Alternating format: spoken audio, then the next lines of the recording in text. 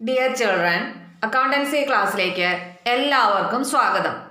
നമ്മളിപ്പോൾ single column cash book ആണല്ലോ തയ്യാറാക്കാൻ പഠിച്ചുകൊണ്ടിരിക്കുന്നത്. അപ്പോൾ സിംഗിൾ കോളം ക്യാഷ് ബുക്ക് എന്ന് പറയുന്നത് it is a book of original entry for bank transactions also. Bank transactions രേഖപ്പെടുത്തുന്നതിനുള്ള ഒരു ബുക്കും കൂടിയാണ് ഈ ക്യാഷ് ബുക്ക് എന്ന് പറയുന്നത്. അപ്പോൾ ഈ ബാങ്ക് ട്രാൻസാക്ഷൻസ് എങ്ങനെ സിംഗിൾ കോളം ക്യാഷ് ബുക്കിൽ രേഖപ്പെടുത്താമെന്നതും കൂടി നമ്മൾ അറിഞ്ഞിരിക്കേണ്ടതുണ്ട്. അപ്പം അത്തരത്തിലുള്ള രണ്ട് ട്രാൻസാക്ഷൻസ് എങ്ങനെയാണ് രേഖപ്പെടുത്തുന്നതെന്ന് നമുക്ക് ആദ്യം ഒന്ന് നോക്കാം.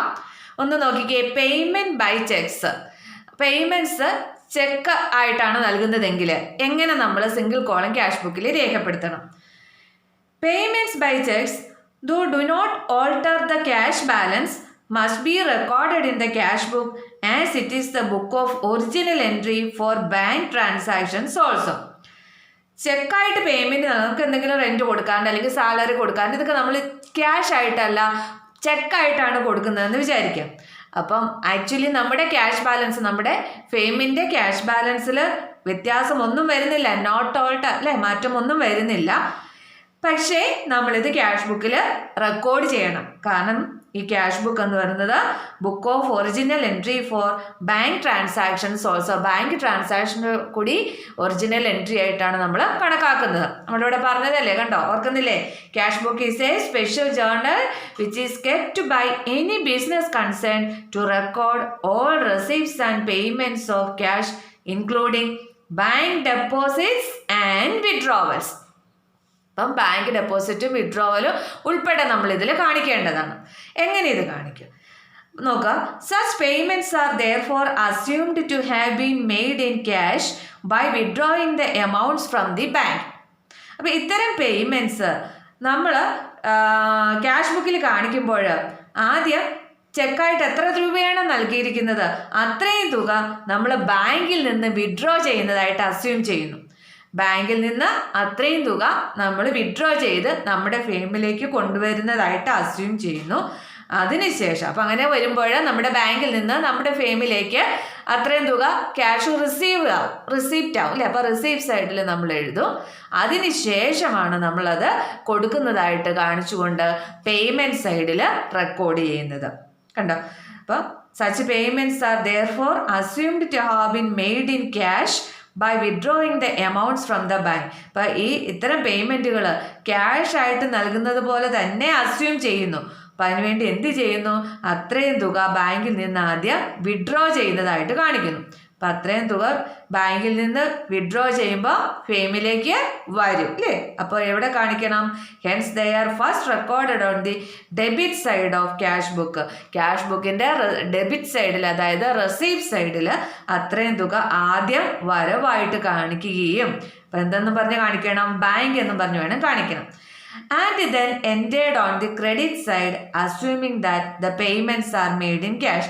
അതിനുശേഷം അത് ക്രെഡിറ്റ് സൈഡിൽ നമ്മളത് ക്യാഷ് പേയ്മെൻ്റ് ആയിട്ട് നൽകി എന്ന് കാണിക്കുന്നതിന് വേണ്ടിയിട്ട് ക്രെഡിറ്റ് സൈഡിലും കാണിക്കണം.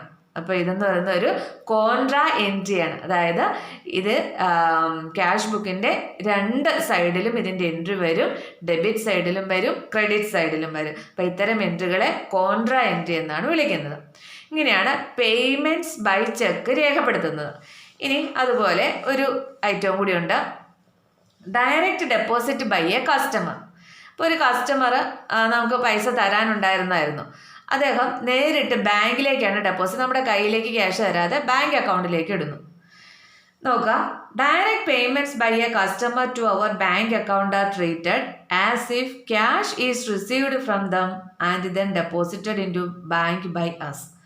അപ്പോൾ ഇതെങ്ങനെയാണ് ട്രീറ്റ് ചെയ്യേണ്ടതെന്ന് വെച്ചെന്നാൽ, ഇത്തരത്തിൽ കസ്റ്റമർ നേരിട്ട് ബാങ്കിലേക്ക് ഡെപ്പോസിറ്റ് ചെയ്യുമ്പോൾ അത് നമ്മുടെ ബുക്ക് ഓഫ് ഒറിജിനൽ എൻട്രിയിൽ വരണം അല്ലേ. അല്ലെങ്കിൽ ആ ട്രാൻസാക്ഷൻ രേഖപ്പെടുത്താവുന്ന ഒരു അവസ്ഥ ഇല്ലാതെ വരും. അത് പറ്റില്ല, നമുക്കത് രേഖപ്പെടുത്തണം. അപ്പോൾ ആ ഡെപ്പോസിറ്റ് ചെയ്ത എമൗണ്ട് ആദ്യം നമ്മുടെ ഫേമിലേക്ക് ക്യാഷ് റിസീവ് ചെയ്യുന്നതായിട്ട് ട്രീറ്റ് ചെയ്യുന്നു. നമ്മുടെ ഫേമിലേക്ക് ക്യാഷ് കിട്ടിയതുപോലെ തന്നെ ട്രീറ്റ് ചെയ്ത് എന്ത് ചെയ്യുന്നു? ഫേമിൻ്റെ ക്യാഷ് ബുക്കിൻ്റെ റെസീപ്റ്റ് സൈഡിൽ നമ്മൾ രേഖപ്പെടുത്തുന്നു. അതിനുശേഷം നമ്മളത് ബാങ്കിലേക്ക് ഡെപ്പോസിറ്റ് ചെയ്യുന്നതായിട്ട് കാണിക്കുന്നു. അപ്പം ഡെപ്പോസിറ്റ് ചെയ്യുമ്പോൾ അപ്പോൾ എന്ത് ചെയ്യണം, നമ്മുടെ ക്യാഷ് ബോക്സിൽ നിന്ന് വീണ്ടും നമ്മൾ ക്യാഷ് കിട്ടിയതായിട്ട് രേഖപ്പെടുത്തിയല്ലോ, അപ്പോൾ നമ്മളത് എന്ത് ചെയ്യണം, അത് വീണ്ടും എടുത്ത് നമ്മൾ പേ ചെയ്യുന്നതായിട്ട് പേയ്മെൻറ്റ് സൈഡിലും കാണിക്കണം. അപ്പോൾ ഇതും രണ്ട് സൈഡിലും വരും. ഇതും ഒരു കോൺട്രാ എൻട്രി ആണ് കണ്ടോ. Thus direct deposit by a customers to the bank and payment by cheque come on both side of cash book. ഇത് ട്രാൻസാക്ഷനും ക്യാഷ് ബുക്കിൻ്റെ രണ്ട് സൈഡിലും വരും. As such items comes both on the debit side and credit side of cash book, they are called contra items and the entries are called contra entries. അപ്പോൾ ഇത്തരത്തിൽ debit സൈഡിലും credit സൈഡിലും ക്യാഷ് ബുക്കിൻ്റെ debit സൈഡിലും credit സൈഡിലും entry വരുന്നത് കാരണം ഇവയെ കോൺട്രാ ഐറ്റംസ് എന്നാണ് വിളിക്കുന്നത്. ഈ എൻട്രി എന്തെന്നാണ് വിളിക്കുന്നത്, കോൺട്രാ എൻട്രീസ് എന്നുമാണ് വിളിക്കുന്നത് കേട്ടോ. അപ്പോൾ ഈ കോൺട്രാ എൻട്രിയൊക്കെ എന്താണെന്ന് ചോദിക്കാം, അതൊന്ന് നോട്ട് ചെയ്ത് വെച്ച് പഠിച്ചേക്കണം. അപ്പോൾ ഇനി ഇത്തരം ട്രാൻസാക്ഷനും കൂടി ഉൾപ്പെട്ട ഒരു ക്വസ്റ്റ്യൻ ആണ് ഇന്ന് നമ്മൾ ഡിസ്കസ് ചെയ്യുന്നത്. നോക്കാം, പേജ് നമ്പർ KGC നാരുടെ ടെക്സ്റ്റിലെ പേജ് നമ്പർ 4.4 ഇല്ലസ്ട്രേഷൻ 2 ചെയ്യുന്നത് എങ്ങനെയാണെന്ന് നോക്കാം. Enter the following transactions in a single column cash book and post them to ledger accounts. താഴെ തന്നിരിക്കുന്ന ട്രാൻസാക്ഷൻസ് സിംഗിൾ കോളം ക്യാഷ് ബുക്കിലേക്ക് എൻ്റർ ചെയ്യുക, അതിനുശേഷം ലെഡ്ജർ അക്കൗണ്ടിലേക്ക് പോസ്റ്റ് ചെയ്യുക.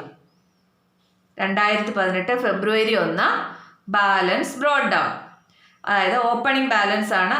അതായത് ജനുവരി അവസാനത്തെ ക്ലോസിംഗ് ബാലൻസ് ആയിരിക്കും ഫെബ്രുവരി ആദ്യത്തെ ഓപ്പണിംഗ് ബാലൻസ് ആയിട്ട് വരുന്നത്. ഇപ്പോൾ ഫെബ്രുവരി മാസം ആദ്യത്തെ ബാലൻസ് ക്യാഷ് ബാലൻസ് എന്ന് പറയുന്നത് 2000 ആണ്.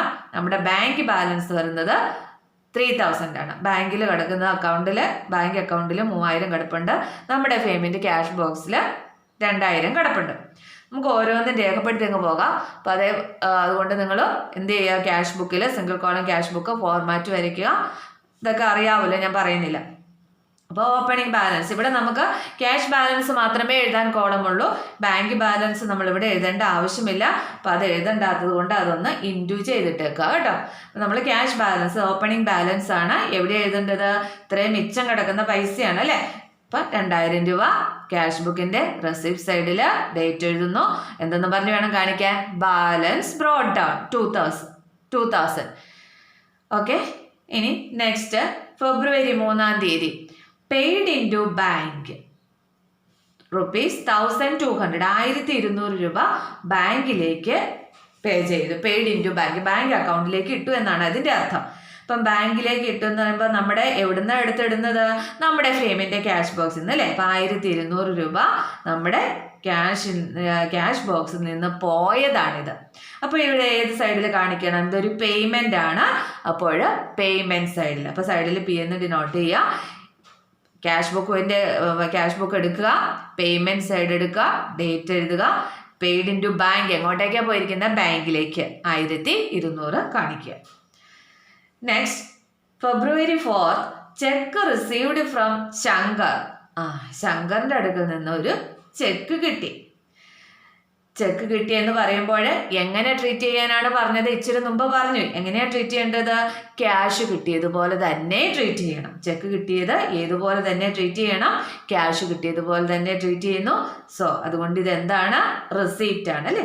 അപ്പം ക്യാഷ് ബുക്ക് എടുക്കുക, റെസിപ്റ്റ് സൈഡ് എടുക്കുക, ഡേറ്റ് ഫെബ്രുവരി 4. ചെക്ക് ആരുടെ കയ്യിൽ നിന്നാണ് കിട്ടിയിരിക്കുന്നത്, ശങ്കറിൻ്റെ കയ്യിൽ നിന്നാണ്. അപ്പം ശങ്കറിന് എഴുതുക, എമൗണ്ട് 2200. ഇനി 6 paid in to bank Shankar's cheque. അപ്പോൾ ഈ 4 നമ്മൾ ചെക്ക് കിട്ടി, നമ്മൾ 6 അത് എന്ത് ചെയ്യുന്നു, ബാങ്കിലേക്ക് ഡെപ്പോസിറ്റ് ചെയ്യുന്നു, ബാങ്കിലേക്ക് ഇടുന്നു. അപ്പം സെയിം എമൗണ്ടിൻ്റെ ചെക്കാണ് കണ്ടോ. അപ്പോൾ ചെക്ക് കിട്ടിയപ്പോൾ നമ്മൾ റെസിപ്റ്റ് സൈഡിൽ എഴുതി. അപ്പോൾ ഇനി അത് ബാങ്കിലേക്ക് ഇടാൻ വേണ്ടിയിട്ട് നമ്മൾ എന്ത് ചെയ്യുന്നു, നമ്മുടെ ക്യാഷ് ബോക്സിൽ കൊണ്ട് ഇട്ട ചെക്കാണ്, അത് നമ്മൾ എടുക്കുന്നു. അപ്പോൾ അതെവിടെ വരണം, പേയ്മെൻറ്റ് സൈഡിൽ കണ്ടോ. പേയ്മെൻറ്റ് സൈഡിൽ 6 ബാങ്ക് എന്നും പറഞ്ഞ് 2200 രൂപയുടെ ചെക്ക്, നമ്മുടെ ചെക്ക് ക്യാഷ് ബോക്സിൽ ഇട്ടിരുന്ന ചെക്ക് നമ്മൾ എടുത്തു. എങ്ങോട്ടേക്ക് ഇടുന്നു, നമ്മുടെ ബാങ്ക് അക്കൗണ്ടിലേക്ക് ഇടുന്നു. Okay, next 8 withdrew from bank for office 1300, 1300 രൂപ ബാങ്കിൽ നിന്നും വിഡ്രോ ചെയ്തു ഓഫീസ് പർപ്പസിനാണ് കേട്ടോ, ഓഫീസിലെ ആവശ്യത്തിനാണ്. അപ്പോൾ ഓഫീസിലെ ആവശ്യത്തിന് വിഡ്രോ ചെയ്തെന്ന് പറയുമ്പം എവിടേക്കാണ് വന്നിരിക്കുന്നത്, നമ്മുടെ ഫേമിൻ്റെ ക്യാഷ് ബോക്സിൽ ഇത്രയും രൂപ വന്നു, 1300 രൂപ അല്ലേ. അതായത് ഇതൊരു റെസിപ്റ്റ് ആണ്. ഫേമിലേക്ക് ഇത്രയും തുക ബാങ്കിൽ നിന്ന് നമ്മൾ വിഡ്രോ ചെയ്ത് കൊണ്ടുവന്നാണ്. അപ്പോൾ ഇത്രയും തുക വന്നതായിട്ട് നമ്മുടെ ക്യാഷ് ബുക്കിൽ വരണം. ക്യാഷ് ബുക്ക് എടുക്കുക, റെസിപ്റ്റ് സൈഡ് എടുക്കുക, ഡേറ്റ് 8-ാം തീയതി, ബാങ്കിൽ നിന്ന് 1300 രൂപ വന്നതായിട്ട് നമ്മൾ കാണിച്ചിരിക്കുന്നു. ഓക്കെ.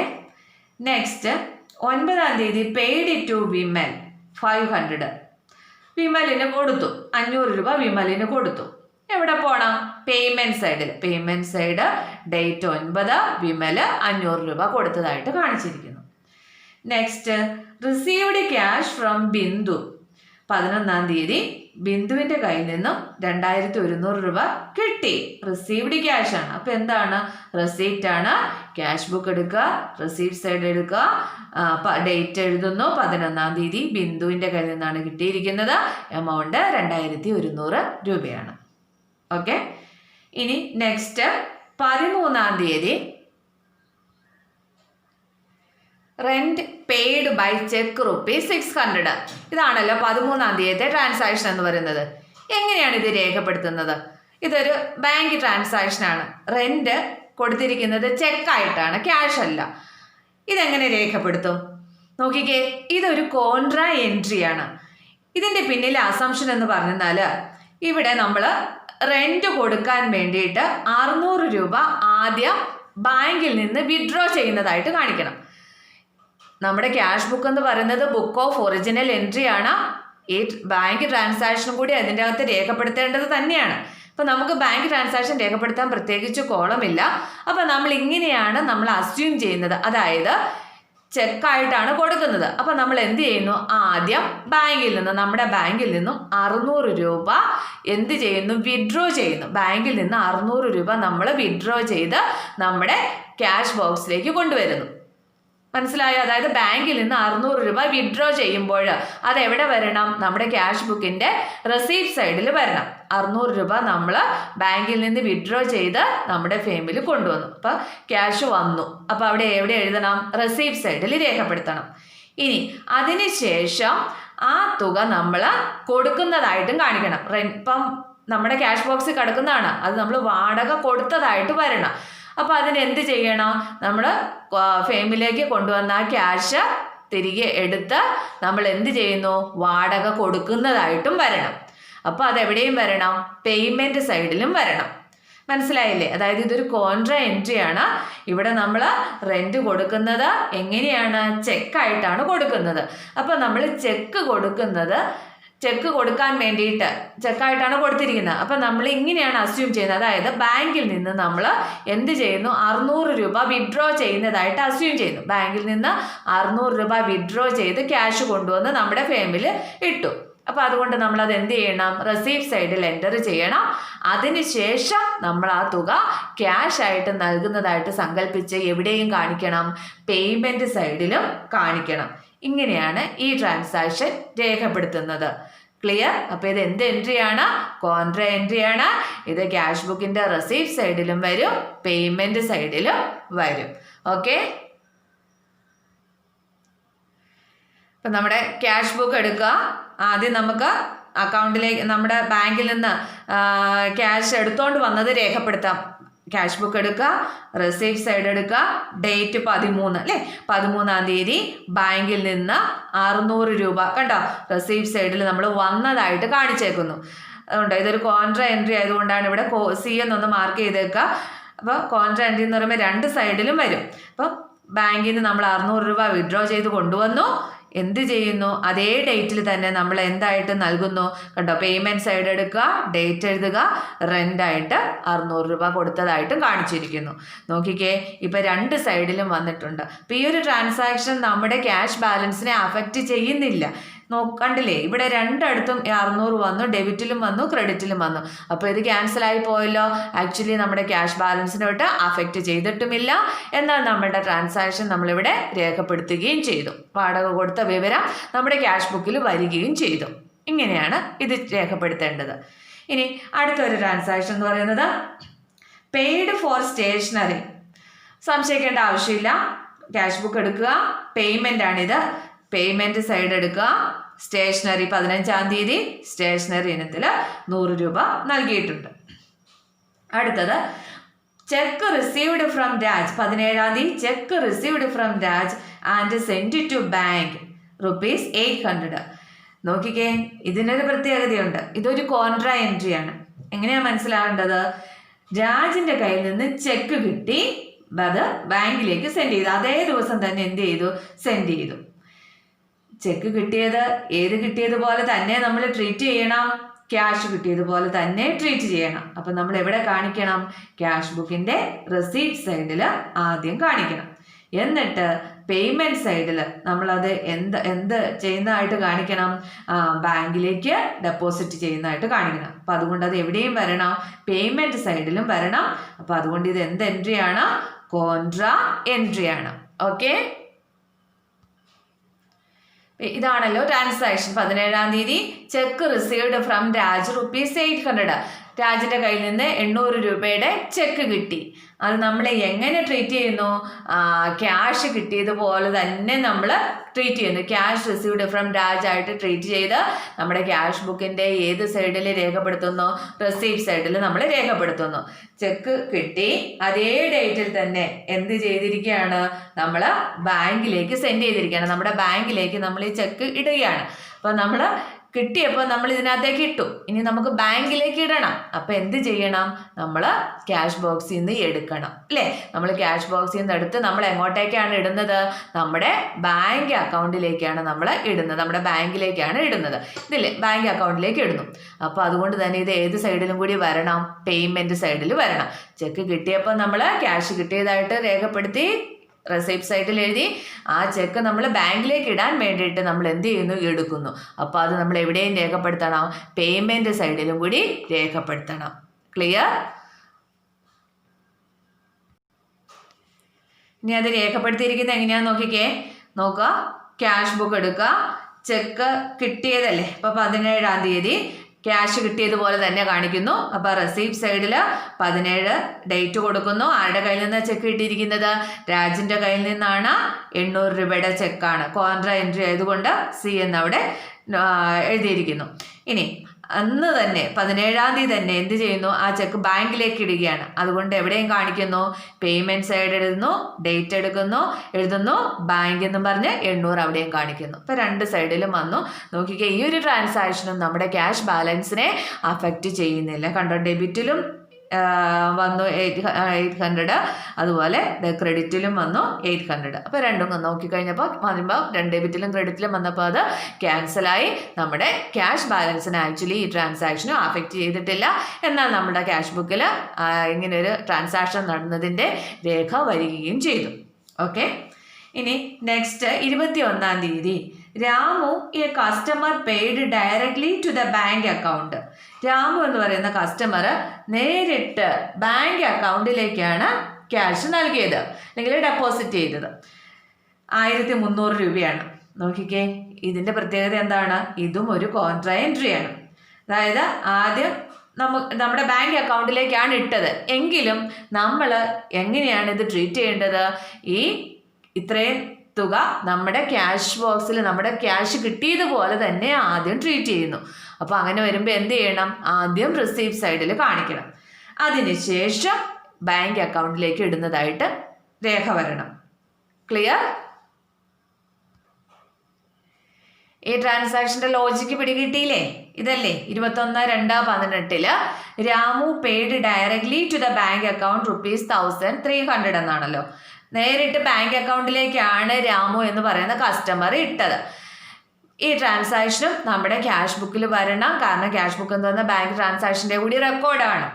അപ്പോൾ എന്ത് ചെയ്യണം? നമ്മൾ ഈ ബാങ്ക് അക്കൗണ്ടിലേക്ക് പോയ തുക നമ്മൾ ക്യാഷ് കിട്ടിയതായിട്ട് തന്നെ ട്രീറ്റ് ചെയ്യുന്നു. അപ്പം രാമുവിൻ്റെ കയ്യിൽ നിന്ന് ക്യാഷ് കിട്ടും, റിസീവ്ഡ് ക്യാഷ് ഫ്രം രാമു, അതുപോലെ തന്നെ ട്രീറ്റ് ചെയ്ത് നമ്മൾ ബാങ്കിലേക്കാണ് പോയതെങ്കിലും നമ്മൾ ആദ്യം ഏത് സൈഡിൽ കാണിക്കണം? ക്യാഷ് കിട്ടിയതുപോലെ റെസീപ്റ്റ് സൈഡിൽ, ക്യാഷ് ബുക്കിൻ്റെ റെസീപ്റ്റ് സൈഡിൽ നമ്മൾ രേഖപ്പെടുത്തണം. അപ്പോൾ എവിടെ എഴുതണം? റെസീപ്റ്റ് സൈഡിൽ എഴുതണം. ഇനി ബാങ്ക് അക്കൗണ്ടിലേക്കാണ് പോയിരിക്കുന്നത്. അപ്പോൾ അതുകൊണ്ട് പിന്നീട് നമ്മൾ എന്ത് ചെയ്യണം? ആ തുക നമ്മുടെ ബാങ്കിലേക്ക് വന്നതായിട്ട് തന്നെ നമ്മൾ കാണിക്കണം. അങ്ങനെ കാണിക്കണമെങ്കിൽ എന്ത് ചെയ്യണം? നമ്മൾ റെസിപ്റ്റ് നമ്മൾ ഇട്ട ക്യാഷ് അവിടുന്ന് എടുക്കുന്നതായിട്ട്, അതായത് അപ്പോൾ അത് എവിടെയും വരണം? പേയ്മെൻറ്റ് സൈഡിൽ വരണം. പേയ്മെൻറ്റ് സൈഡിലും രേഖപ്പെടുത്തണം, നമ്മൾ ബാങ്ക് അക്കൗണ്ടിലേക്ക് ഇടുന്നതായിട്ട് വരണം. അപ്പം ചെക്ക് കിട്ടിയപ്പോൾ എന്ത് ചെയ്യുന്നു? ബാങ്കിലേക്കാണ് ഡയറക്റ്റ് ഇട്ടെങ്കിലും നമ്മുടെ ക്യാഷ് ബോക്സിൽ ക്യാഷ് കിട്ടിയതായിട്ട് തന്നെ കാണിക്കുന്നു. അതിനുശേഷം പിന്നീട് നമ്മൾ ബാങ്കിലേക്ക് ഡെപ്പോസിറ്റ് ചെയ്യുന്നതായിട്ട് സങ്കല്പിച്ച് ഏത് സൈഡിലും എഴുതണം? പേയ്മെൻറ്റ് സൈഡിലും എഴുതണം. ഓക്കെ,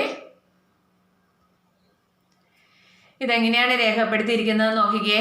ഉണ്ടോ? ക്യാഷ് ബുക്കിൻ്റെ റെസീപ്റ്റ് സൈഡിൽ രാമു എന്ന് പറയുന്ന ആൾ ബാങ്ക് അക്കൗണ്ടിലേക്കാണ് ഇട്ടത് എങ്കിലും നമ്മൾ എന്ത് ചെയ്യുന്നു? 1300 രൂപ നമ്മുടെ ക്യാഷ് ബോക്സിൽ ക്യാഷ് കിട്ടിയതുപോലെ തന്നെ ട്രീറ്റ് ചെയ്യുന്നു. കണ്ടോ? 21-ാം തീയതി രാമു എന്ന് പറഞ്ഞ റെസീപ്റ്റ് സൈഡിൽ 1300 നമ്മൾ രേഖപ്പെടുത്തിയിരിക്കുന്നു. പിന്നെ അതേ ദിവസം തന്നെ കണ്ടോ, അതേ ദിവസം തന്നെ 21-ാം തീയതി നമ്മൾ ബാങ്ക് അക്കൗണ്ടിലേക്ക് അത് ഇട്ടിരിക്കുന്നതായിട്ടും കാണിച്ചിരിക്കുന്നു. ഉണ്ടോ? 21 ബാങ്ക് 1300 കോൺട്രാ എൻട്രിയാണ്. രണ്ട് സൈഡിലും വന്നു. നോക്കിക്കേ, ഇത് നമ്മുടെ ക്യാഷ് ബാലൻസിനെ ഇപ്പോൾ ആക്ച്വലി അഫക്റ്റ് ചെയ്തിട്ടില്ല. രണ്ട് സൈഡിലും വന്നിരിക്കുന്നത് കൊണ്ട് എമൗണ്ട് ക്യാൻസലായി പോയിട്ടുണ്ട്. എന്നാൽ ട്രാൻസാക്ഷൻ നമ്മുടെ ബുക്ക് ഓഫ് ഒറിജിനൽ എൻട്രിയിൽ രേഖപ്പെടുത്തുകയും ചെയ്തു. ഇനി next 24th withdrew four office use. ഓഫീസിലെ ആവശ്യത്തിന് വിഡ്രൂ ചെയ്തു 500 രൂപ. അപ്പോൾ ഇതെന്ന് പറയുന്നത് വിഡ്രൂ ചെയ്തു, അതായത് ബാങ്കിൽ നിന്ന് വിഡ്രോ ചെയ്ത എമൗണ്ട് ആണ്. ബാങ്കിൽ നിന്ന് എടുത്ത് എങ്ങോട്ടാണ് വന്നിരിക്കുന്നത്? നമ്മുടെ ഫേമിൻ്റെ ക്യാഷ് ബോക്സിലാണ്. അപ്പോൾ എവിടെ കാണിക്കണം? റെസീപ്റ്റ് സൈഡിൽ. അപ്പം ക്യാഷ് ബുക്ക് എടുക്കുക, ഡേറ്റ് എഴുതുക 24 റെസീപ്റ്റ് സൈഡിൽ ബാങ്കിൽ നിന്നാണ് വിഡ്രോ ചെയ്തിരിക്കുന്നത്. അപ്പം ബാങ്ക് എന്നും പറഞ്ഞ് കാണിക്കുക 500 രൂപയാണ് വിഡ്രോ ചെയ്തിരിക്കുന്നത്. അപ്പോൾ റെസീപ്റ്റ് സൈഡിൽ അത് എൻ്റർ ചെയ്യുക. അടുത്തത് 26-ാം തീയതി withdraw in cash four personal purpose. 2300 രൂപ പേഴ്സണൽ പർപ്പസിന് വ്യക്തിപരമായ ആവശ്യത്തിന് വേണ്ടിയിട്ട് വിഡ്രോ ചെയ്തു. അപ്പം നോക്കിക്കേ, ഇതെന്ന് പറഞ്ഞാൽ വിഡ്രോ ചെയ്തെന്ന് പറയുമ്പം എവിടെ നിന്ന് വിഡ്രോ ചെയ്താണ്? നമ്മുടെ ക്യാഷ് ബോക്സിൽ നിന്ന്. നമ്മുടെ ക്യാഷ് ബോക്സിൽ നിന്ന് ഇത്രയും തുക 2300 രൂപ നമ്മൾ എടുക്കുന്നു. അപ്പം നമ്മൾ എന്താണ്? നമ്മുടെ പേഴ്സണൽ ആവശ്യത്തിനായിട്ടാണ് എടുത്തിരിക്കുന്നത്. അപ്പോൾ എന്തായാലും നമ്മുടെ ക്യാഷ് ബോക്സിൽ നിന്ന് അത്രയും തുക കുറഞ്ഞു. അപ്പം അതായത് എവിടെ കാണിക്കണം? പേയ്മെൻറ്റ് സൈഡിൽ കാണിക്കണം അല്ലേ? അപ്പം ക്യാഷ് ബുക്ക് എടുക്കുക, payment side 26, date, drawings personal പർപ്പസിനാണ് വിഡ്രോ ചെയ്തിരിക്കുന്നത്. അപ്പം നമ്മൾ ഏത് ഹെഡിലാണ് എഴുതേണ്ടത്? ഡ്രോയിങ്സ് എന്നാണ് എഴുതേണ്ടത്. 2300 രേഖപ്പെടുത്തുക. ഇനി അടുത്തത് 27-ാം തീയതി സാലറി പെയ്ഡ് ബൈ ചെക്ക്. ഇത് നമ്മൾ മുമ്പേ പറഞ്ഞ റെന്റ് പെയ്ഡ് ബൈ ചെക്ക് അതുപോലെ തന്നെയാണ് ഇതെന്ന് പറയുന്നത്. ഇതൊരു എന്ത് എൻട്രിയാണ്? കോൺട്രാ എൻട്രിയാണ്. അപ്പോൾ സാലറി ചെക്കായിട്ടാണ് നൽകിയിരിക്കുന്നത്. ഇത് നമ്മുടെ ക്യാഷ് ബാലൻസിനെ ആക്ച്വലി അഫക്റ്റ് ചെയ്യുന്നില്ല. പക്ഷേ ക്യാഷ് ബുക്കിൽ ബാങ്ക് ട്രാൻസാക്ഷനും കൂടിയുള്ള ബുക്സ് ഓഫ് ഒറിജിനൽ എൻട്രി ആണ്. അതുകൊണ്ട് ഇത് നമ്മൾ എന്ത് ചെയ്യണം? ക്യാഷ് ബുക്കിൽ റെക്കോർഡ് ചെയ്യണം. അപ്പോൾ ഇത് റെക്കോർഡ് ചെയ്യുന്നത് എങ്ങനെയാണ്? അതായത് സാലറി കൊടുക്കാനുള്ള 600 രൂപ ആദ്യം ബാങ്കിൽ നിന്ന് നമ്മൾ വിഡ്രോ ചെയ്യുന്നതായിട്ട് അസ്യൂം ചെയ്യുന്നു. അപ്പോൾ വിഡ്രോ ചെയ്യുമ്പോൾ അത് ഏത് സൈഡിൽ വരും? ബാങ്കിൽ നിന്ന് വിഡ്രോ ചെയ്യുമ്പോൾ അത് നമ്മുടെ അത്രയും തുക നമ്മുടെ റെസീപ്റ്റ് സൈഡിൽ വരുന്നതായിട്ട് വരണം അല്ലേ? അപ്പോൾ 600 രൂപ ക്യാഷ് ബുക്ക് എടുക്കുക, റെസീപ്റ്റ് സൈഡ് എടുക്കുക. കണ്ടോ? സാലറി 27-ാണ് 27-ാം തീയതി ബാങ്കിൽ നിന്ന് 600 രൂപ വിഡ്രോ ചെയ്തപ്പോൾ വന്നു അല്ലേ? റെസീപ്റ്റ് സൈഡിൽ വന്നു. ഓക്കെ, ഇനി അപ്പോൾ നമ്മൾ ബാങ്കിൽ നിന്ന് 600 രൂപ എടുത്തുകൊണ്ട് വന്നു. നമ്മൾ എന്നിട്ട് അത് ക്യാഷായിട്ട് കൊടുക്കുന്നതായിട്ട് ട്രീറ്റ് ചെയ്യുന്നു. അപ്പോൾ എവിടെയും പോകണം? പേയ്മെൻറ്റ് സൈഡിൽ. കണ്ടോ? 27-ാം തീയതി സാലറി എന്ന് പറഞ്ഞ് 600 രൂപ കൊടുക്കുന്നതായിട്ട് കാണിക്കുന്നു. അപ്പം ക്യാഷായിട്ട് നൽകി എന്നാണ് നമ്മൾ അസ്യൂം ചെയ്യുന്നത്.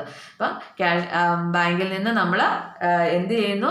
അത്രയും തുക നമ്മുടെ ഫേമിലേക്ക് എടുത്തുകൊണ്ട് വന്നിട്ട് ആ തുക നൽകുന്നതായിട്ട് അസ്യൂം ചെയ്താണ് നമ്മൾ രേഖപ്പെടുത്തുന്നത്. ഇവിടെ ചെയ്തതുപോലെ തന്നെ. അപ്പോൾ ഇവിടെ നോക്കിക്കേ, നമ്മുടെ ട്രാൻസാക്ഷൻ ഇവിടെ രേഖപ്പെടുത്തുകയും ചെയ്തു, എന്നാൽ നമ്മുടെ ക്യാഷ് ബാലൻസിനെ അഫക്റ്റ് ചെയ്തിട്ടുമില്ല. രണ്ട് സൈഡിലും എൻട്രി വന്നിട്ടുണ്ട്. ഇതെന്ന് പറയുന്നത് എന്ത് എൻട്രിയാണ്? കോൺട്രാ എൻട്രിയാണ്. ക്ലിയർ? നെക്സ്റ്റ് 28-ാം തീയതി ക്യാഷ് സെയിൽസ് ₹3200 3200 രൂപയുടെ ക്യാഷ് സെയിൽസ് നടന്നു. ക്യാഷ് സെയിൽസ് നടന്നു എന്ന് പറഞ്ഞാൽ 3200 രൂപ നമ്മുടെ ഫേമിലേക്ക് വന്നു. റെസീപ്റ്റ്സ് ആണ്. ക്യാഷ് ബുക്ക് എടുക്കുക, ഡേറ്റ് 28, സെയിൽസ് 3200 റെസീപ്റ്റ് സൈഡിൽ കാണിച്ചിരിക്കുന്നു.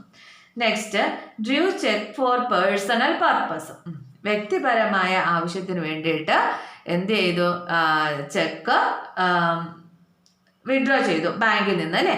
അപ്പം നോക്കിക്കേ, ഇതെന്ന് പറയുന്നതും എന്ത് എൻട്രിയാണ്? ഇതും ഒരു കോൺട്രാ എൻട്രിയാണ്.